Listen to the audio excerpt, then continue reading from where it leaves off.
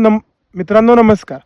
आज आपण कास पठार भागामध्ये आपल्या फिरत असताना अभ्यास करत असताना आपल्याला लेपिडोगॅथिस महाकसप्पा ही वनस्पती कास पठारामध्ये उमलून आलेली दिसते. माझ्या मागे दिसणारी ही अख्खं गुलाबी जी चादर आहे ही लेपिडोगॅथिस महाकसप्पा या वनस्पतीची आहे. लेपिडोगॅथिस महाकसप्पा ही वनस्पती 2022 साली आपल्या कास पठार आणि चाळकेवाडी पठार या सर्व पठारांवरून शोधल्या गेल्यानंतर कास पठारावरून हिचं संरक्षित ही आपल्याला इथे दिसून येते.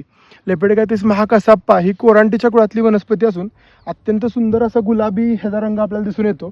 आतून याला वाघासारखे पट्टे असणारं आपल्याला स्ट्रक्चर दिसतं. ही दगडाला धरून राहणारी म्हणजे लिथोफायटिक वनस्पती आहे.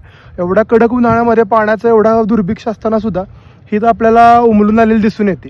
आता ह्याच्यामध्येच पावसाळ्यामध्ये ही फक्त आपल्याला याची पानं दिसतात.